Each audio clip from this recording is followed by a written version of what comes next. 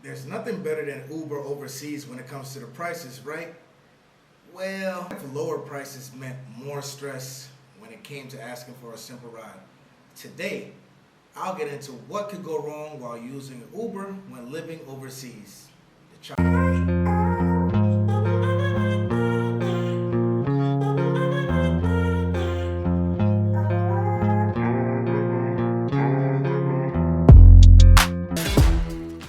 Alright guys, so welcome to today's episode of Chapapa Tv. First off, before I get started, I want you guys to please like this video, give it a thumbs up, subscribe to the channel if you're new, and welcome aboard. If you guys haven't known, I've been living in the Dominican Republic for 3 years, and you can imagine my astonishment when I first found out that Uber works down here. And it was cheap. I mean, a simple $2 ride, $3 ride, the most I paid was $10 to go from Puerto Plata to Cabarete. Amazing, right? Yeah, we love the Uber prices here in the Dominican Republic. But what about the service?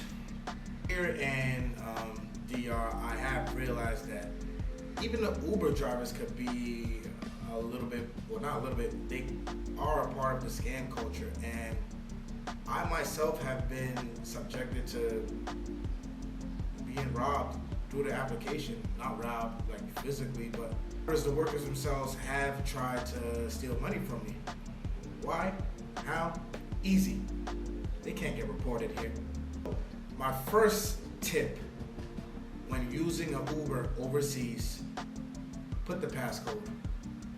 The passcode, you can go into the Uber settings, and it's basically you, right? Whenever somebody comes to pick you up, you have to give them this 4-digit code. You give them this 4-digit code, and that's when the ride starts. Uber, and they ask you what's your code, you give them the code. Without this code, they can't complete the trip. Let me tell you why that's important to me. One time, I went to Santo Domingo, and I called the Uber. You guys know what the Uber did? He basically started the ride without me being in the car. Cool, right? I was gonna pay cash anyway. My card wasn't charged. Whatever. But did the ride. He literally started the ride from where he was supposed to pick me up and went down the block, ended the ride. And told Uber, said in the application that I didn't pay. What happens next? Now, I'm still stuck in my Airbnb. I need to get to my destination. I gotta call another Uber. But before I call that next Uber, I have to pay the prior guy last trip because he said I didn't pay anything at all. You guys see where I'm going with this? So basically, he tried to have a quick come up on me out of what? 350 pesos. I know some of you guys are like, hey, you know, that's not allowed, blah, blah, blah, so whatever, just said right. But no, when you're living in these countries full time, there's some things that you just will no longer tolerate. Like you're on vacation mode, I'm like, yeah, whatever, I'm only here for 2 weeks. Me being here for as long as I have been, I tell people all the time, you want to play petty? We can get petty. So I reported him to Uber, obviously. Told Uber, like, hey, you know, you guys could check. The guy never came to pick me up, and so forth. The representative I spoke to, they, you know, cleared that balance of my account and recommended that I use a code. So that's how I got into using a code here in the Dominican Republic. So be aware, guys, that they will accept trips that they don't want to take, just so they know they will get the payout if you guys try to call another Uber. Terrible, right? These drivers have tried to finagle, maneuver their way around Uber is, to be honest, a lot of the time we're not gonna have cash on us. So we like to use our card. We like to use our credit card, you know, have that protection, or maybe our debit card for those of us who have bank accounts in our new expat countries. So I'll put the card option whenever I don't have cash on me. And this is what gets me mad personally. It's like a greed thing. I get it, you're working, you're trying to, like, you know, make a living off Uber, I get it. But they don't even look to see how I'm paying before they accept the ride. I Uber it, somebody accepts the ride in like 0.5 seconds, and then immediately they ask me, Hey, oye, ¿tiene efectivo? ¿Tiene dinero? Dude, you have the application. What does it say right there? Pick me up from this location. I am paying how? Cash, card. Cash, card. And you know the craziness that happens after that? Cancel the ride. If you're paying with card, I'm sorry. It's very, very, very, very, very hard that you will find an Uber driver that will accept your card payment. Why? Because they have no patience. They cash today, they want the cash now instead of waiting for when Uber will pay them out. So if you have a card and you plan to use an Uber out here, good luck. You will probably be stranded for a while until somebody who doesn't care to wait for Uber to pay them will accept the ride. Another thing about cash I want to say, you may not always get your change back. What I mean by that, don't expect these Uber drivers to have change. Well, they do have change, but they don't want you to know that. So if your Uber ride, for example, is 200 pesos and you pay 500, they'll give you the, I don't have no change. I'm sorry for you. And you're like, no, I'm not paying 500 pesos for a 100 peso Uber ride. You're going to get my change, or we're going to stop by this gas station. We're going to stop by this Kamado.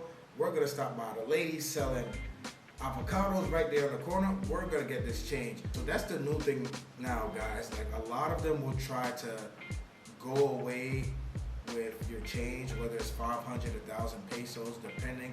So if you're going to have, if you're going to pay the cash option for Uber, try to go with smaller bills, even the coins, even the change, just so you guys can get your exact change back. They'll say they don't carry change, but they do. All of a sudden they have change when you threaten to not pay them. All of a sudden they have change. So that's something you should guys keep in mind. Also, this happened to me just this week. I called the Uber, right? Card option, of course. I did have cash, but I knew he wouldn't have change. It took me 3 Ubers to get home. Why? The first Uber accepted like Rapido, like a moron, and hit me up like, hey, how are you paying? I'm like, hey sir, it's right there on the bottom. I'm paying card. Second Uber, hey, how are you paying? Listen, if you're gonna cancel, cancel now. That was my response. If you're gonna cancel, cancel now, because I don't have the time for this today to play these games. And he's like, oh well, you'll have to wait 7 minutes because if I cancel now, I'll have to pay a fee. But after 7 minutes, if I cancel, then you'll have to pay the fee. I'm like, dude, what? So basically, we're having this standoff for like 7 minutes. I'm on the street, he's down the block, and he wouldn't even come pick me up. So he literally waited 7 minutes to cancel on me so he wouldn't have to pay. Terrible, right? Petty? No, just terrible. So I'm like, bet, okay, no problem. Next Uber ride, guess what happens? Oh, well, your driver said that, you know, they waited a certain amount of time for you, yada, yada, yada. Here's your cancellation fee. They would rather wait 7 minutes, 10 minutes. I've had Uber experiences where I called the Uber and maybe somebody didn't want to do the drive.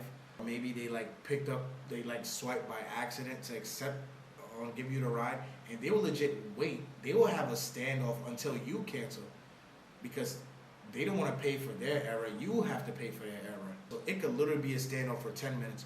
But I like to play games. You want to play games? We can play games too. So I'll wait. I'll sit right there like, you know what, it depends. I'm like, hey, you know what, I got no rush. I could wait on this guy. Because until he does something on his part, he can't accept any other jobs. It really happened. One time here in Santiago, I called for an Uber. I'm right around Utah, so I called for an Uber. He accepts the ride, right? Comes on the street, I flag him down, he drives right past me. I'm like, okay. So I walk to his car, the next block over, and he keeps driving. I'm like, again, he keeps driving, he stops. I finally get to him. I'm like, hey, what are you doing? Oh, well, I've had car problems. Mind you, this is like 10, 15 minutes later. Because you know, these blocks in Santiago are long. Oh, I've had car problems. I'm like, you've had car problems? when you accepted the ride, you drove past me, saw me come up to your car, kept going, nítido. So I'm like, cancel the ride. At this point, I'm furious. That day, I didn't have time for the games. I'm like, cancel the ride. He's no, can you do it? I'm like, no, you cancel the ride. And I scared him now. I'm like, listen, I have your information, I have your picture. I'm gonna send this to Uber and I'm gonna report you. So he did end up canceling the ride, and I had to call another Uber. Waste of time, right? Another thing, y'all, for security reasons, when using an Uber in Santo Domingo, Santiago, always, if you can, share that ride with a friend or with the person that you are going to meet.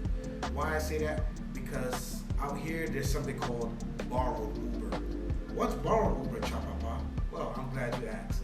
Borrowed Uber is basically when somebody who doesn't either have a license to show Uber or a car, or maybe has been banned prior, uses somebody else's Uber account to work. So for example, you're my friend, I'm Chapapa, I'm banned for Uber. I'm like, hey buddy, let me use your Uber account to work, and I'll collect the money for myself. That happens. I've gone in Ubers where the car didn't match what was sent to me, the license plate didn't match, or the person in the profile picture didn't match. Something to keep in mind for security purposes, because weirder things have happened here in the DR, especially when it comes to the taxi services. Like I said, not much accountability from Uber's part, not much accountability from the law. So definitely do everything you can to protect yourself. Carry change, low amounts of cash.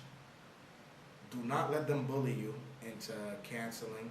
If you have the card, use the card. Somebody will get it eventually, but you will have to wait.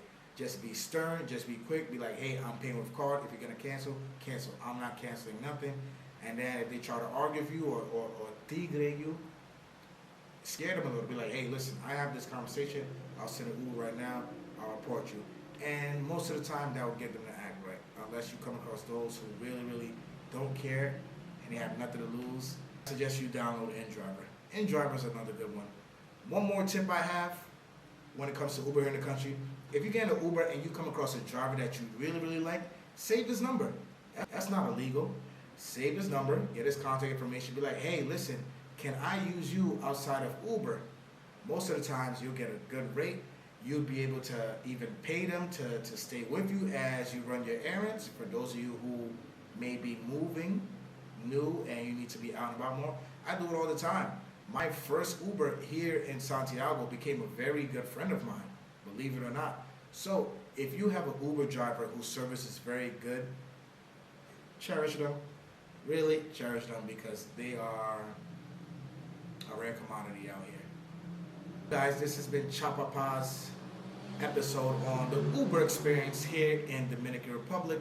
Don't forget to like the video, share with your friends, subscribe to the channel, and stay tuned for the next one.